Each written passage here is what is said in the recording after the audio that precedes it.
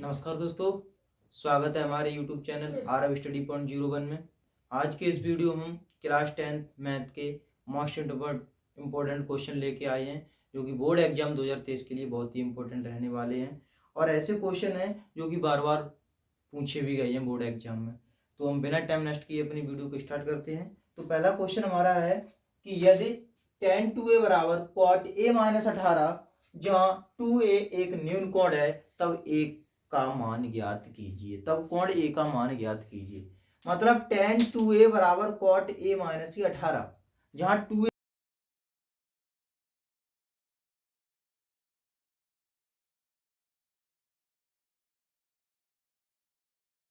एक न्यून कोण है।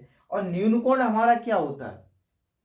न्यून कोण हमारा क्या होता है? न्यून कोण वही तो होता है जो 0 डिग्री से तो अधिक होता है और 90 डिग्री से क्या होता है?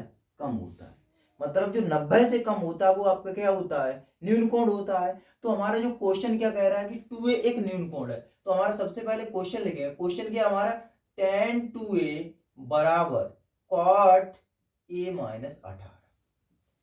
जो कुछ बात है हमारी यहाँ से यहाँ तक के बीच में है, यहाँ से यहाँ तक के बीच में 2a एक न्यून कोण है। अब न्यून कोण का मतलब क्या होता है? जो 90 डिग्री से कैसा होता है? कम होता है। 90 डिग्री से जो कम होता है वही तो न्यून कोण होता है। बिल्कुल होता है। तो जो 2a होगा, हम 2a को क्या करेंगे? 90 से कम करेंगे। किससे करेंगे? 90 से कम करेंगे। और tan 90 से कम करेंगे तो tan जब 90 से कम होगा तो आप किस में पहुंच जाओगे? कॉट में पहुंच जाओगे? नहीं पहुंच जाओगे? बिल्कुल पहुंच जाओगे। तो आप इसको ऐसे लिख देंगे, कॉट और 90 माइनस 2। देखिए, उस प्रश्न ने आपसे यही तो कहा था कि 2a एक न्यून कोण है।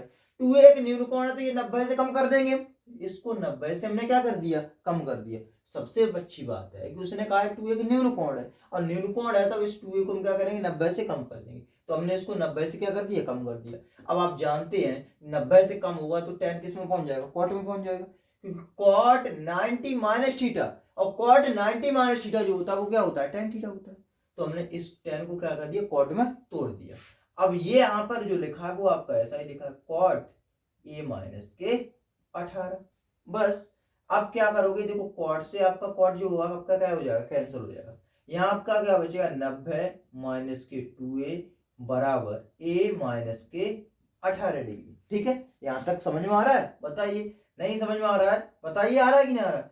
तो माइनस के 2a जो इधर जाएंगे प्लस के 2a हो जाएंगे, और माइनस के 18 इधर आएंगे प्लस के 18। तो 90 माइनस के 18 प्लस के 18, a माइनस के 2a था, किसका हो गया? प्लस का 2a हो गया। 8 9 और 1 10 बराबर 2a और 1 ये कितना हो गया? 3a हो गया। और गुणा की चीज किसमें जाती है? भाग में। तो 108 बटे में 3 बराबर कितना आ गया? 36 डिग्री। क्योंकि 3 का भाग 108 में दोगे 36 दिए 108 होते हैं। तो यहाँ पर आपका आ गया a बराबर 36 डिग्री। बस आपसे यही तो पूछा था। बस इतने सिंपल क्वेश्चन, और कम से कम 3 नंबर में क्वेश्चन आएगा। ये आएगा कि नहीं आएगा? बिल्कुल कुछ नहीं था। 2a का न्यून कोण है, और जो न्यून कोण होता है तो आपसे क्या पूछता है? 90 डिग्री से कम होता है। बस हमने इसको क्या किया? 90 से कम किया। tan जो तो कोट तक पहुंच जाता है। कोट से cot cancel. 90 minus 2a a minus के 18, माइनस के 18 इधर गए प्लस के 18, माइनस के 2a इधर आ गए प्लस के 2a हुए। 2a और 1 कितना हो गया? प्लस का 3a, और 90 और 18 कितने होते हैं? 108। और गुणा की चीज किसमें जाती है? भाग में। 3 का भाग 36। तो a बराबर आपका कितना आ गया? 36। तो आप इसका स्क्रीनशॉट लेना चाहेंगे तो स्क्रीनशॉट ले सकते हैं। मैं साइड में हटा जा रहा हूँ, ले लीजिए। हो गया। चलिए अगला क्वेश्चन। अगला क्वेश्चन क्या है? अगला क्वेश्चन है कि निम्न द्विघात समीकरण में k का ऐसा मान ज्ञात करो कि उसके दो बराबर मूल हो। कि निम्न द्विघात समीकरण में, ये आपका द्विघात समीकरण दे रखा है, तो आप क्या करेंगे? ज्ञात समीकरण। यहां ऐसे करके लिखेंगे, ज्ञात समीकरण। ज्ञात समीकरण। समीकरण आपका कितना है? kx x माइनस 2 और प्लस के 6 बराबर 0। उसने कहा है कि समीकरण में k का ऐसा मान ज्ञात करो कि उसके दो बराबर मूल हो। यहां चीज देखिए, ये चीज क्या कह रहा है कि दो बराबर मूल हो। जब दो बराबर मूल होते हैं तब मैंने आपको बताया था, मैंने आपको 3 कंडीशन बताई थी। कौन कौन सी बताई थी बेटा? याद करना जरा। एक कंडीशन तो आपकी ये थी कि d का मान बड़ा था किससे? 0 से। एक कंडीशन आपकी बेटा ये थी कि डी का मान जो होता है बराबर होता है किसके, 0 के। और एक कंडीशन बेटा आपकी ये थी कि डी का मान जो है 0 से छोटा होता है। और डी का मान 0 से छोटा तभी होता है जब डी का मान कैसा हो, माइनस का हो। जब माइनस में कोई संख्या आती है तभी ये डी का मान छोटा होता है। इसमें क्या होता है, डी का मान 0 होता है तो इसके दो मूल निकलते हैं, अलग अलग होते हैं, जो कि होते कि नहीं होते हैं। और इसमें डी का मान 0 के बराबर होता है तो दो मूल निकलते हैं, लेकिन होते कैसे बेटा, बराबर बराबर होते हैं। कैसे होते हैं, बराबर। अगर 3 निकल के आया तो वो भी आपका कितना होगा, 3 ही होगा। कैसे निकलेंगे, बराबर बराबर निकलेंगे। अब लास्ट वाले में बोलोगे मूल होते या नहीं होते, मूल होंगे ही नहीं, क्योंकि जब उसका मान 0 से छोटा होगा तो उसका अस्तित्व नहीं होगा, और अस्तित्व नहीं होगा तो उसका कोई मूल नहीं होगा। ठीक है, लेकिन इसमें हमें कौन सी कंडीशन दे रहा है, सेकंड वाली कंडीशन, कि डी का मान क्या होता है, 0 के बराबर, दो मूल बराबर होते हैं। तब इसमें क्या कर देंगे कि जब दो मूल बराबर बराबर होते हैं तब डी बराबर आपका क्या होता है बेटा, 0। और डी जो होता है आपका क्या होता है, विभक्त कर होता है, विभक्त कर। और डी बराबर आपका क्या होता है, बी स्क्वायर माइनस के 4ac होता है कि नहीं होता है। ठीक है, तो डी का मान यहाँ लगाई, क्या होता है, बी स्क्वायर माइनस के 4ac बराबर 0। यहाँ से b का मान निकालो। b का मान आप कैसे निकालेंगे, एक काम करें, इसके x का गुणा अंदर कर दें। तो यहाँ पर एक सेकंड इसको हम साफ कर देते हैं, बाद में करते हैं इसको। पहले इसको हम क्या करेंगे, अंदर गुणा करेंगे, के एक्स स्क्वायर और के एक्स का इसमें दो गुणा कर दो, माइनस के 2x प्लस 6 बराबर 0। यहाँ देखिए a बराबर आपका k, b बराबर माइनस का 2k, और c बराबर आपका जो आ जाएगा, c बराबर आपका आ जाएगा कितना, आ जाएगा 6 आ जाएगा। ठीक है, अब देखो, अब लगाओ, d बराबर 0 तो बी स्क्वायर माइनस के 4ac बराबर 0, b का मान माइनस के 2k, इसका -4, a का मान k इंटू c का मान 6 बराबर में 0। ठीक है, अब हम क्या करेंगे, 2 का वर्ग 4, k का वर्ग k स्क्वायर, 4 6 24 के, और बराबर में 0। अब हम क्या करेंगे बेटा, 4k स्क्वायर, ये माइनस के 24 के है ना बेटा, इस 24 के को इधर भेज दो, कितने हो जाएंगे बेटा, प्लस के 24 के हो जाएंगे। इस स्क्वायर से आपकी ये कैंसिल के हो जाएगी, तो k बराबर आपका 24 और गुणा कीजिए किसमें आती है, भाग में, तो 4 छिंगे 24, तो k इक्वल टू आपका कितना आ जाएगा बेटा, 6 आ जाएगा। तो k का मान आपको यहाँ से कितना निकल के आएगा, 6 निकल के आया। उसने यही तो चीज बोली थी कि उसके दो बराबर मूल हों। अब जब दो बराबर मूल होते हैं तो मैंने बताया था आपको जब पढ़ाया था कि डी का मान जो होता है क्या होता है, 0 के बराबर होता है। डी क्या होता है, डी आपका होता है विभक्त कर, जिसकी वैल्यू क्या होती है, डी बराबर बी स्क्वायर माइनस के 4ac। तो बी स्क्वायर माइनस के 4ac यहाँ लगा दिया, तुलना करके हमने इसका ओनली कुछ नहीं किया, इस के का अंदर गुणा कर दिया, बस यहाँ से एबीसी के मान निकाले और हमने के का मान लगा दिया। ठीक है, अगले क्वेश्चन पे चलते हैं। स्क्रीनशॉट लेना हो तो स्क्रीनशॉट ले सकते हैं, वरना अगले क्वेश्चन पे हम बढ़ते हैं। अगला क्वेश्चन है हमारा कि 4 सेंटीमीटर त्रिज्या के लोहे की गेंद को पिघलाकर, 4 सेंटीमीटर त्रिज्या की लोहे की एक गेंद को पिघलाकर 2 सेंटीमीटर त्रिज्या के कितने छोटे गोले बनाए जा सकते हैं। बेटा गोले की बात चल रही है, गोले की, 4 सेंटीमीटर लोहे की गेंद, लोहे की गेंद जो होती है आपके किसके आकार की होती है बेटा, गोले की आकार की होती है। ठीक है, गोले के आकार की होती है। ठीक, अब गोले के आकार की तो होती है, लेकिन उसने बोला कितने गोले बनाए जा सकते हैं त्रिज्या के। तो बेटा एक बात बताओ कि अगर हम क्या करें, ये जैसे मार्कर है, इस मार्कर को हम क्या कर दें, तोड़ के इसके दो हिस्से कर दें, इस मार्कर को तोड़कर हम क्या कर दें, दो हिस्से कर दें, तो ये दो भागों में टूट जाएगा, लेकिन जब इसको जोड़ेंगे तो इसका पूरा मार्कर बन जाएगा, बिल्कुल बन जाएगा। उस वही चीज उसने ये कहा कही है कि 4 सेंटीमीटर लोहे की एक गेंद को पिघलाकर, ये देखिए एक जो ऐसे करके यहाँ पर आपकी एक गेंद है, ये जिसकी त्रिज्या कितनी है, 4 सेंटीमीटर, 4 सेंटीमीटर त्रिज्या है। अब उसने क्या किया कि इस गेंद को खूब पिघलाया, और पिघला के ने बाद आपसे पूछा कि इसकी कितनी गेंदें बनाई जा सकती, वो भी कितनी, 2 सेंटीमीटर, एक साथ रख दी। त्रिज्या कितनी होनी चाहिए, 2 सेंटीमीटर। हमने मान लिया कि माना n गेंदें बनाई जा सकती, बेटा एक बात बताओ, अगर इसको बड़ी गेंद पिघला के जब इसको अन्य गेंदों में परिवर्तित करोगे तो अन्य गेंदें जो आएंगी वो इस अकेली गेंद के आयतन के बराबर बराबर होंगी कि नहीं होंगी? बिल्कुल होंगी। तो हम बस क्या करेंगे, इस बड़ी गेंद का आयतन निकाल लेंगे और इस 2 सेंटीमीटर त्रिज्या वाली गेंदों का आयतन निकाल लेंगे, इसमें उसका भाग कर देंगे तो हमें गेंदों की संख्या प्राप्त हो जाएगी। बस क्या करेंगे देखते, ज्ञात करेंगे। हमें ऐसे लिखते हैं, ये बड़े गेंद जो लोहे की गेंद है उसको आर मान ले, कैपिटल आर, माना ऐसे लिखे, माना लोहे की गेंद की त्रिज्या आर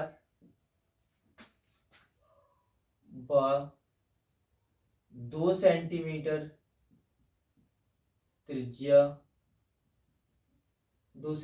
त्रिज्या वाली गेंद की त्रिज्या, ऐसे लिख देते हैं। तो यहाँ पर आपका जो आर बराबर हो जाएगा वो कितना आ जाएगा, 4 सेंटीमीटर हो जाएगा। तो हम उस गेंद का क्या करेंगे, इस गेंद लोहे की गेंद का क्या निकाल लेंगे, आयतन निकाल लेंगे। लोहे की गेंद का आयतन, लोहे की गेंद का आयतन, लोहे की गेंद का आयतन। गेंद किसके आकार की है, गेंद तो बेटा गोले के आकार की होती नहीं होती है, बिल्कुल होती है। तो गोले का आयतन जो होता है आपका होता है 4/3 पाई आर क्यूब, 4/3। बेटा हम पाई की वैल्यू लगाएंगे नहीं, बताएंगे क्यों नहीं लगा रहे हैं। आर, यहाँ पर इस आर का मतलब यहाँ कैपिटल आर करना है। कैपिटल आर कितनी वैल्यू बेटा, 4, ठीक है। तो 4/3 और इंटू में पाई, इंटू में 4 चौक 16 चौक 64, ठीक है। इसका गुणा कर देंगे, 4 चौक 16, 4 छीक 24 और 1 25 बटे में 3 और ये आपका आ गया पाई। ये लोहे की गेंद का आयतन निकल के आया। अब हम निकालेंगे 2 सेंटीमीटर त्रिज्या की लोहे की गेंद का आयतन। 2 सेंटीमीटर त्रिज्या की गेंद का आयतन, गेंद तो गेंद ही है, गेंद तो गोले के आकार की होगी, बिल्कुल होगी। तो गोले का आयतन जो होता है वो होता है 4/3 पाई आर क्यूब, 4/3। एक सेकंड यहाँ काम करते हैं, आप लगाएंगे नहीं, यहाँ 4/3 पाई इंटू 64 ही रहने, 4/3 पाई, पाई का मान कितना है लगाएंगे नहीं, आर का मान कितना है 2, 2 का क्यूब। तो 4/3 पाई 2 का क्यूब कितना होता है 8। अब हमने उसने यही तो पूछा कितनी गेंदें बनाई जा सकती हैं, हम कहेंगे माना n गेंदें बनाई जा सकती हैं, n गेंदें बनाई जा सकती हैं। तो बेटा जो एक बड़ी गेंद का आयतन होगा वो अकेले सब गेंदों के आयतन के बराबर बराबर होगा कि नहीं होगा, n गेंदों के आयतन के बराबर बराबर होगा कि नहीं होगा, बिल्कुल होगा। तो हम यहाँ लिख देंगे n इंटू 2 सेंटीमीटर त्रिज्या की गेंद का आयतन बराबर 4 सेंटीमीटर त्रिज्या की गेंद का आयतन, 4 सेंटीमीटर त्रिज्या की गेंद का,